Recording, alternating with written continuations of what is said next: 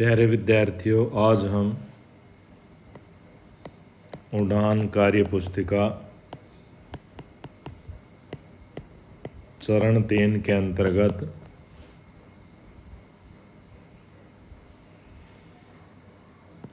कक्षा 8वीं विषय हिंदी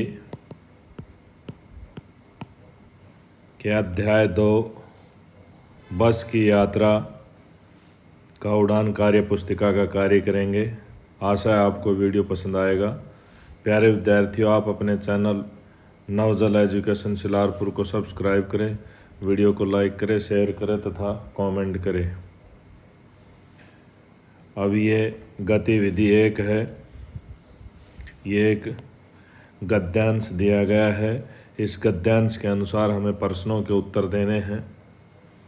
समय निकल जाने पर क्या हानि होती है? बने बनाए काम बिगड़ जाते हैं। समय के विषय में मनुष्य का कैसा दृष्टिकोण होना चाहिए? वह समय के मूल्य को पहचान और उसका सदुपयोग करे।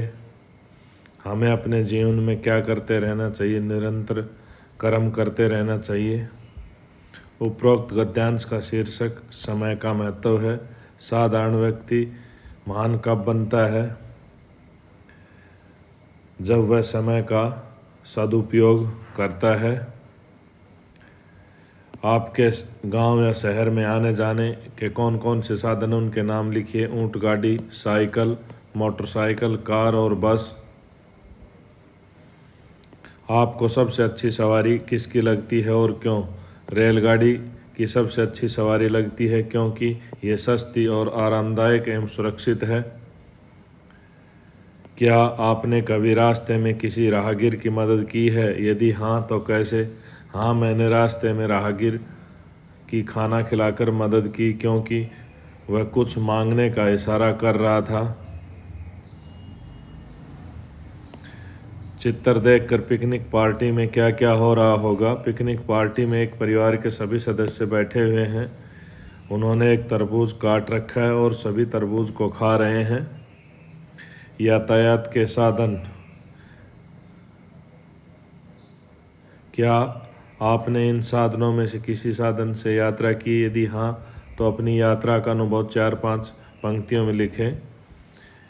हमने रेल से यात्रा की है। रेल की यात्रा आरामदायक, सस्ती और सुरक्षित होती है। अब ये गतिविधि 2 आ गई है। गतिविधि 2 में विशेषण, विशेष्य और परविशेषण के बारे में बताया गया है। ये हिंदी व्याकरण का एक अध्याय है। विशेषण की परिभाषा है यहाँ विशेष्य की और ये परविशेषण की। अब इससे संबंधित प्रश्न है। निम्नलिखित में से कौन सा शब्द विशेषण है? बड़ा शब्द विशेषण है। विशेष्य कौन सा शब्द है? इसमें कपड़ा है। परविशेषण बहुत है। गुणवाचक विशेषण कौन सा है? काला। खाली स्थान में उचित विशेषण लिखिए। भोजन बहुत स्वादिष्ट था। हमारे आंगन में नीम का एक बड़ा पेड़ है। लड़की बहुत सुंदर है। महेश की पुरानी कमीज उसे देना।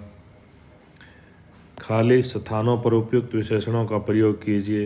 हरे भरे खेत लहरा रहे हैं। काला कुत्ता भौंक रहा है। देसी घी लाओ। अब ये प्रश्न 7 में पर विशेषण है छांटने हैं। यह व्यक्ति बहुत निर्धन है तो यहाँ बहुत पर विशेषण है। उसकी तलवार ज़्यादा तेज है तो यहाँ ज़्यादा पर विशेषण है और तेज विशेषण है। नदी का प्रवाह बहुत तेज है तो यहाँ बहुत पर विशेषण है और तेज विशेषण है। मौसम एकदम सुहावना है तो यहाँ एकदम पर विशेषण है। प्रश्न 8, निम्नलिखित वाक्यों में विशेषण तथा विशेष्य छांटिए। नीली साड़ी पास में रखी है तो नीली तो क्या है? विशेषण है और साड़ी विशेष्य है। राकेश मेधावी छात्र है तो यहाँ मेधावी विशेषण है और छात्र विशेष्य है।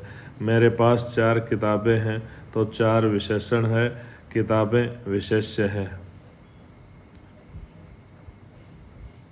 अब प्रश्न 7 में देखिए, अकर्मक और सकर्मक क्रिया पहचाननी है। टॉम ने सेब काटा, ये सकर्मक क्रिया है। कुत्ता जोर से भौंका, अकर्मक क्रिया है। मैंने पत्र लिखा, सकर्मक क्रिया है। पक्षी उड़ रहे हैं, यह अकर्मक क्रिया का उदाहरण है। प्रश्न 8 में देखिए, निर्देशानुसार वाक्य की क्रियाओं का काल बदल कर लिखिए। बच्चे मेला देखने जाते हैं, सामान्य भूत है। बच्चा मेला देखने गया, हमने सामान्य भूत में परिवर्तित कर दिया। आज बारिश हो रही है, संभाव्य भविष्य में बदलना है। शायद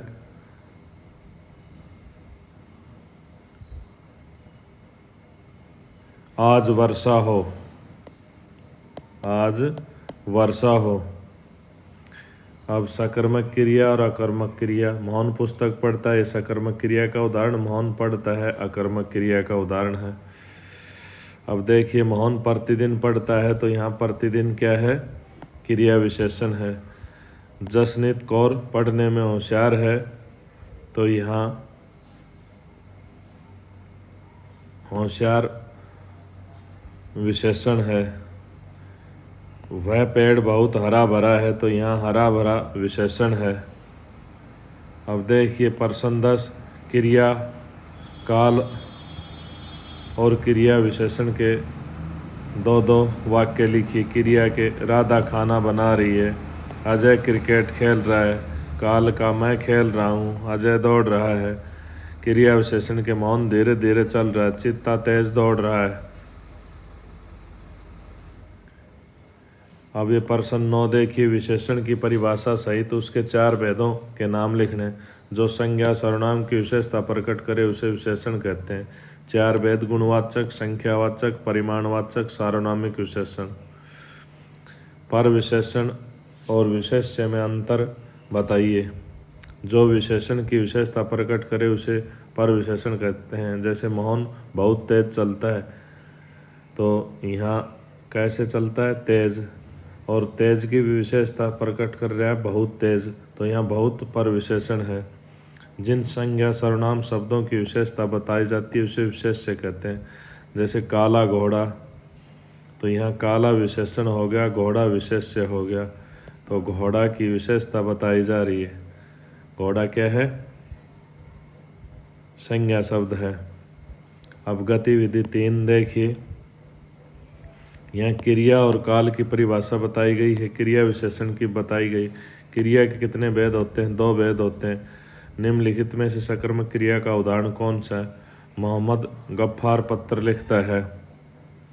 निम्नलिखित में से कौन सा काल का भेद नहीं है, अनादिकाल, आदिकाल। क्रिया विशेषण के कितने भेद हैं, 4। अब प्रश्न 5 में देखिए, प्रेरणार्थक क्रिया सहायता से रिक्त स्थान की पूर्ति करनी। मजदूर ने डाकिये से पत्र लिखवाया। माँ ने भूखे को खाना खिलवाया। अब सही और गलत का निशान लगाना है। क्रिया के जिस रूप से कार्य के अभी समाप्त होने का बोध हो वह आसनभूत क्रिया कहलाती है, सही है। जब 2 या 2 से अधिक धातुओं से बनी क्रियाओं का साथ प्रयोग हो वह रंजक क्रिया होती है, गलत है।